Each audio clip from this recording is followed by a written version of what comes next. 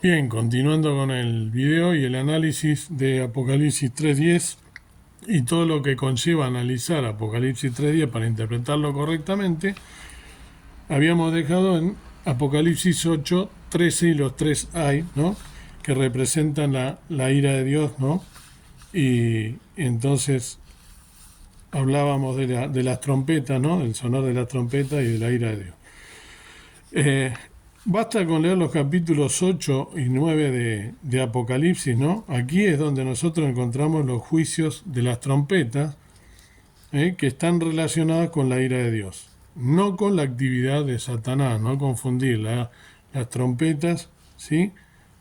Estamos hablando de la ira de Dios y no la actividad de Satanás, ni del anticristo, sino con la ira de Dios. ¿Y sobre quiénes vendrá la ira de Dios? Final del versículo 13. ¿Sobre quién vendrá? Estábamos en final del versículo 13.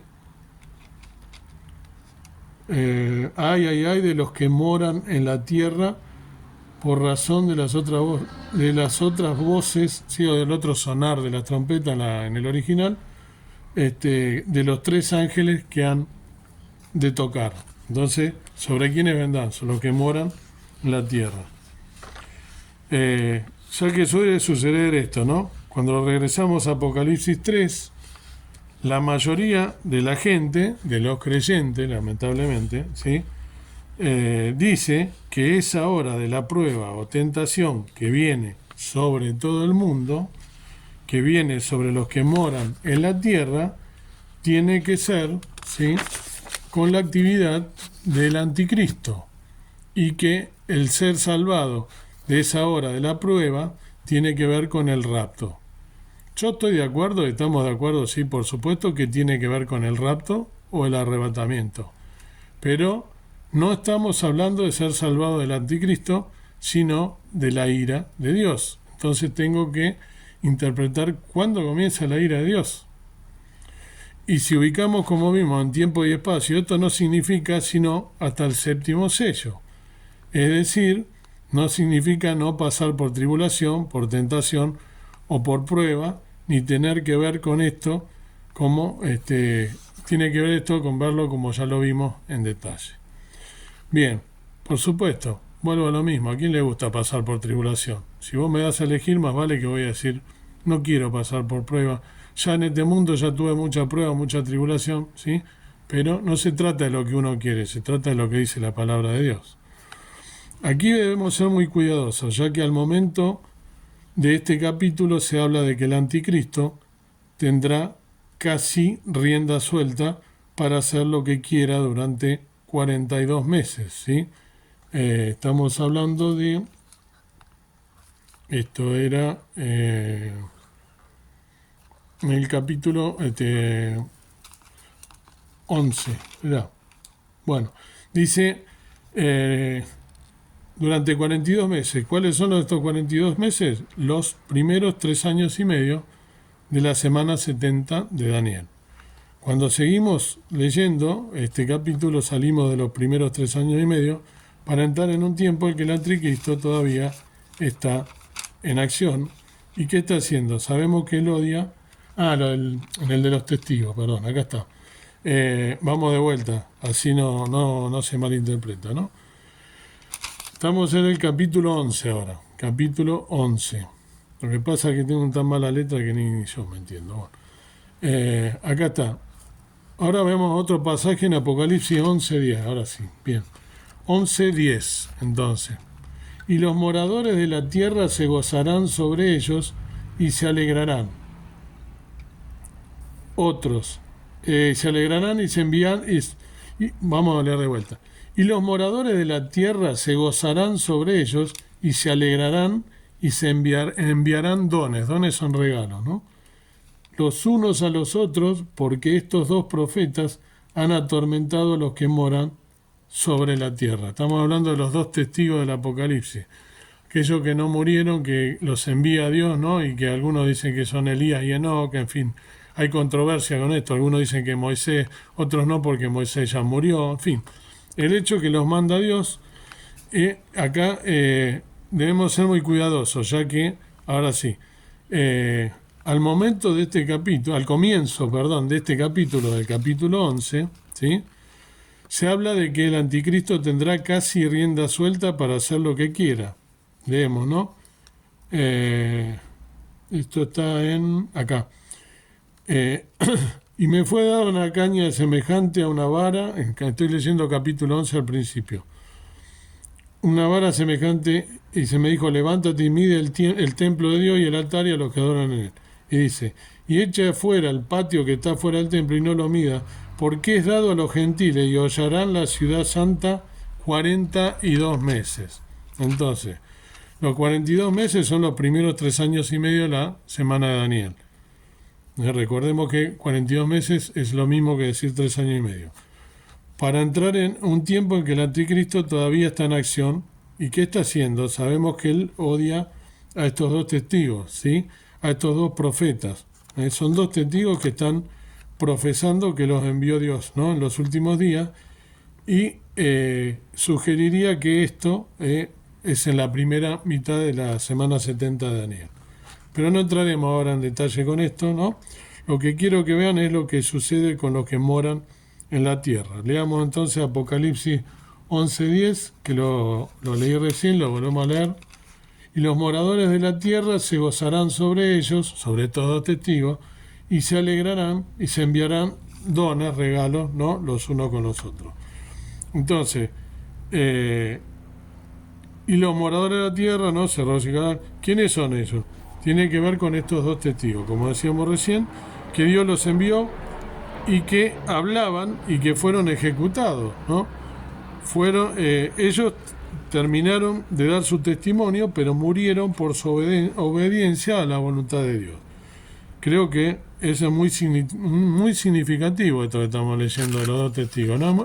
Es un mensaje claro para la iglesia en los últimos días, que es posible que me ejecuten. Tengo que tener en cuenta esto, que no nos gusta escuchar y que no se predica en las iglesias y ni siquiera se habla en estos días, porque trae miedo, ¿sí? Y no tenemos que tener miedo, somos renacidos y tenemos que analizar la palabra de Dios a la Sagrada Escritura. ¿Miedo a qué le tenemos? ¿A la muerte? Si somos creyentes, ¿dónde vamos?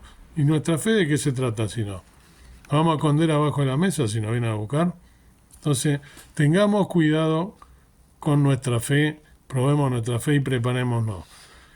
¿Y quién los está ejecutando? Leamos con atención, los moradores de la tierra. Así que estos dos profetas atormentaban con su testimonio a los que estaban sobre la tierra, porque dice, ¿no? Porque estos dos profetas han atormentado a los que moran sobre la tierra. O sea, les molestaba porque les estaban diciendo las profecías en la cara, los que moran en la tierra, que ya vimos quiénes son los que no están con Jesús, los que moran en la tierra. Son los que no tienen, los que no somos nosotros, si eres un verdadero creyente, ¿sí? Obviamente aquellos que moran en el cielo, ¿sí? Y no estoy hablando de quienes están físicamente en el cielo. Yo estoy morando en el cielo porque puedo decir, de acuerdo a lo que dije, que estoy morando en el cielo. ¿Por qué? Porque estoy en Jesús, profeso la fe de Jesús, y sé que este no es mi reino, sino que el reino mío es la patria celestial. Y creo que todos vamos a coincidir con eso, si es que tu fe realmente está cimentada sobre la palabra de Dios.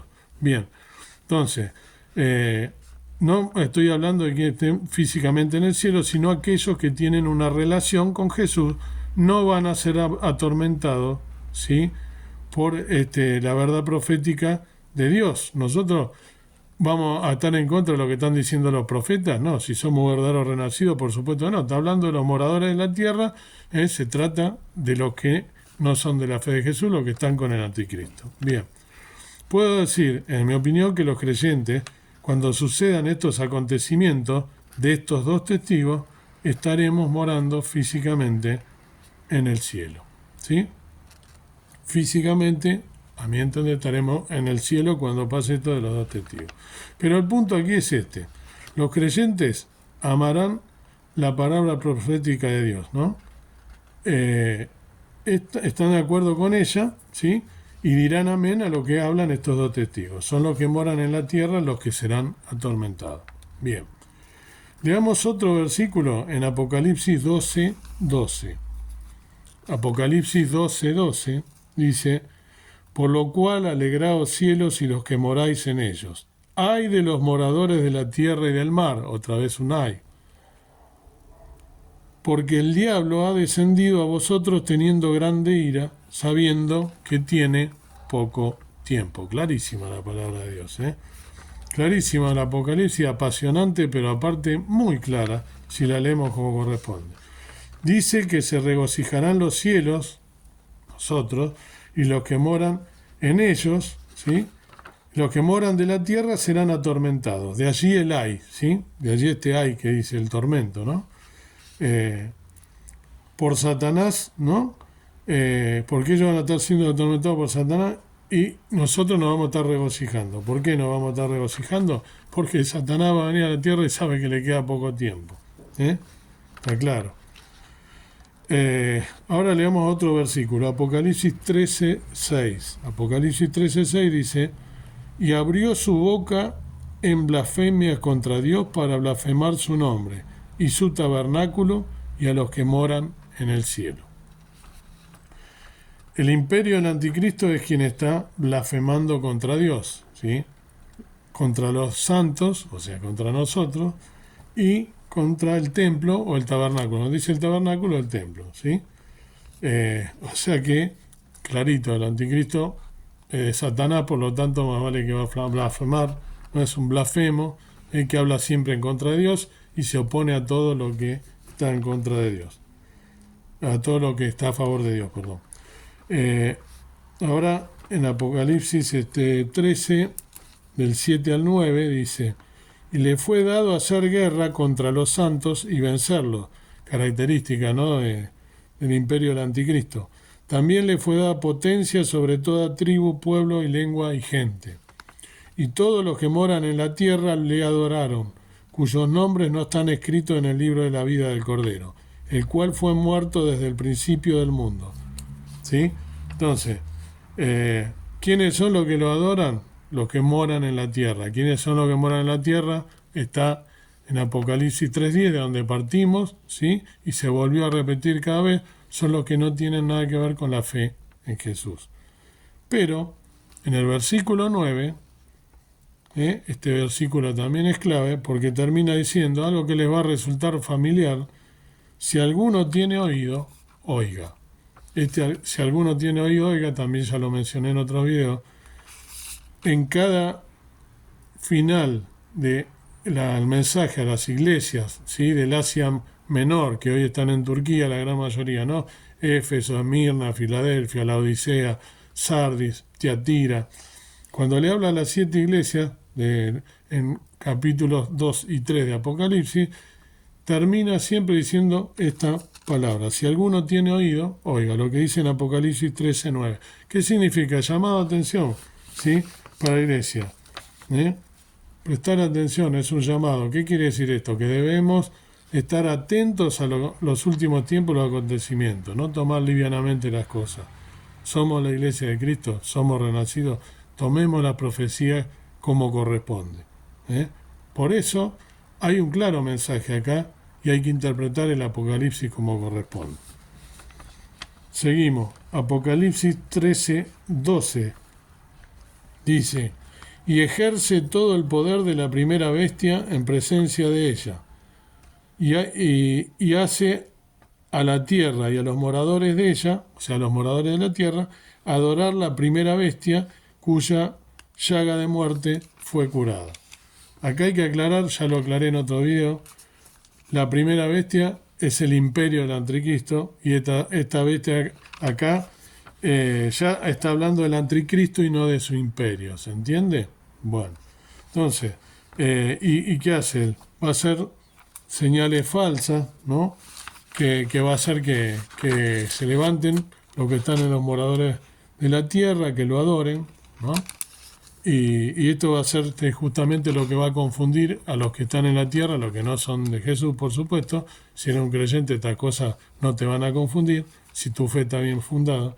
Pero en este caso va a hacerse pasar por Dios y va a tener poderes sobrenaturales, por supuesto satánicos, que van a hacer confundir a los moradores de la tierra. dice, ¿no? Y hace grandes señales, ¿no? Estoy leyendo el 13, capítulo 13 de Apocalipsis, versículo 13. Y hace grandes señales de tal manera que aún hace descender fuego del cielo, esto es lo que hablaba, a la tierra delante de los hombres. Y engaña a los moradores de la tierra, acá los vuelvo a mencionar, por las señales que ha sido dado a hacer en presencia de la bestia, mandando a los moradores de la tierra que hagan la imagen de la bestia que tiene la herida de cuchillo y vivió. Entonces, fíjense que no es, hablando mal y pronto, un pichi, no es un nenito de mamá. Por eso tenemos que estar nosotros fundados en nuestra fe correctamente, como corresponde. Apocalipsis 14, 6 y 7 nos dice: y vi otro ángel volar por en medio del cielo que tenía el evangelio eterno para predicarlo a los que moran en la tierra y a toda nación y tribu y lengua y pueblo. Importantísimo este versículo, porque tengo que asociar, si soy estudioso de la palabra de Dios, detenidamente.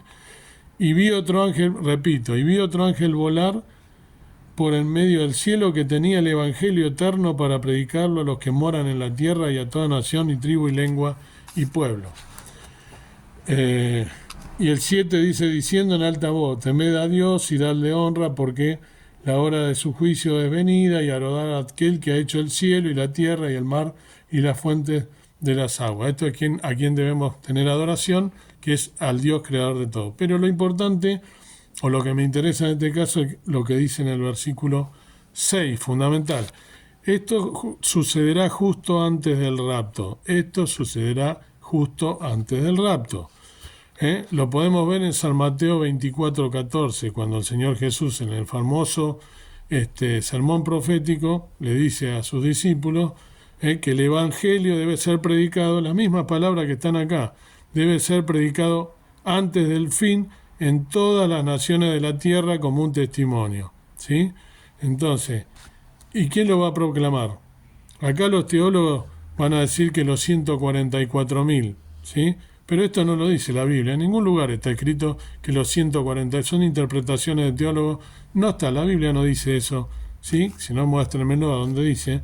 Ningún lugar dice que los 144.000 son los que van a proclamar, ¿sí? Apocalipsis 17, 2. Apocalipsis 17:2, con la cual ha fornicado los reyes de la tierra y los que moran en la tierra se han embriagado con él, vino de su fornicación. Leo de vuelta, con la cual han fornicado los reyes de la tierra y los que moran en la tierra se han embriagado con el vino de su fornicación. En este caso, esta fornicación es una fornicación espiritual, es la idolatría. ¿Y quiénes son? Los reyes. ¿De quién habla? En esa época gobernaban reyes, hoy son gobernantes, ¿sí? Son presidentes, o de acuerdo al tipo de gobierno que tengan en la tierra, monarquías, ¿sí? Y los que moran en la tierra.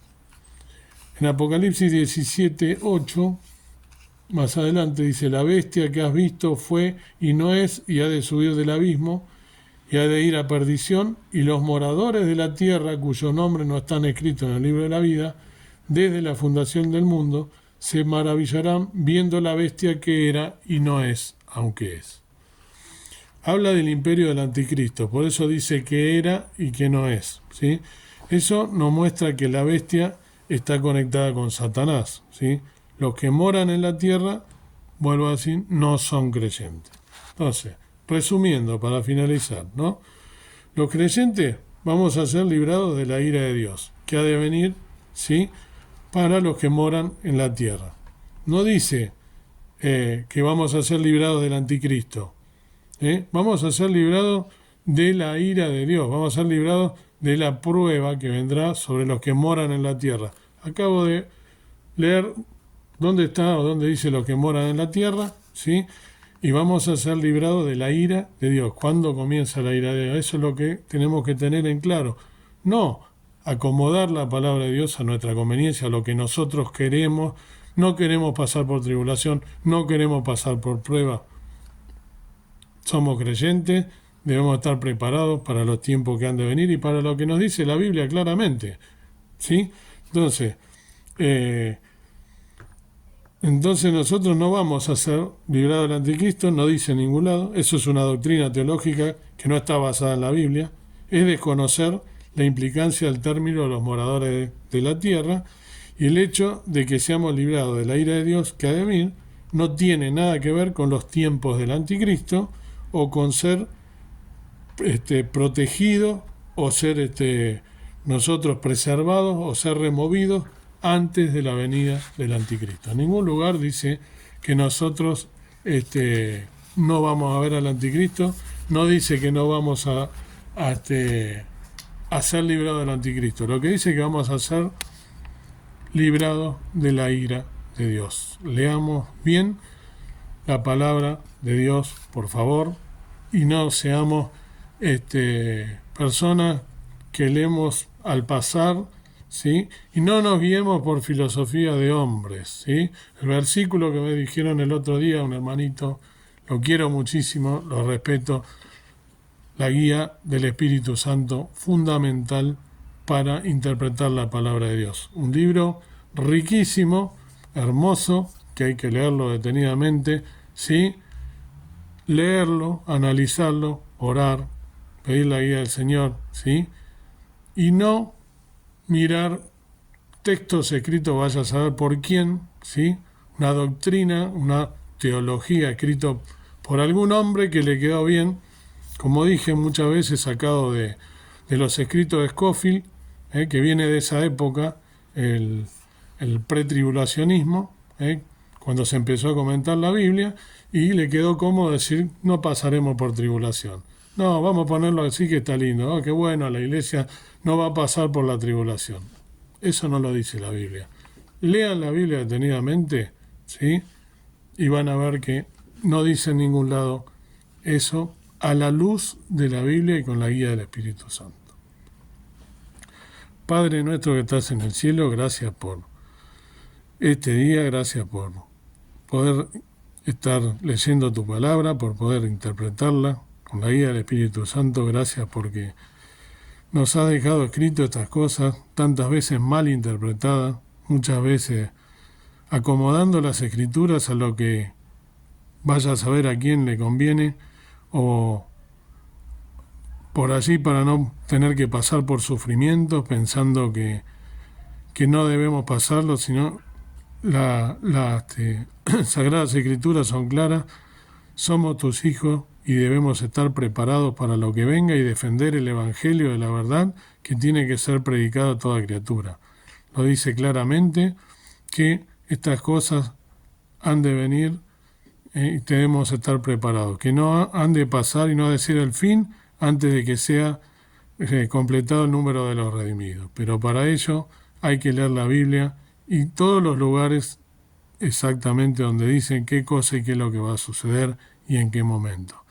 Gracias porque somos tus hijos, porque nos has elegido, que podamos estar velando, orando y sobre todas las cosas interpretando tu palabra correctamente, porque la hora está cerca, y que todas estas cosas no las callemos, sino que al contrario se las digamos al mundo, porque somos responsables de llevar la palabra a todo el mundo y no tener miedo de abrir nuestra boca, no tener miedo de que nos vayan a decir algo, porque muchas veces parecemos que estamos apichonados, acomodados a este mundo, viviendo en la comodidad, en el confort, no saliendo ni siquiera a hablar, a predicar el Evangelio, a dar testimonio de nuestra fe.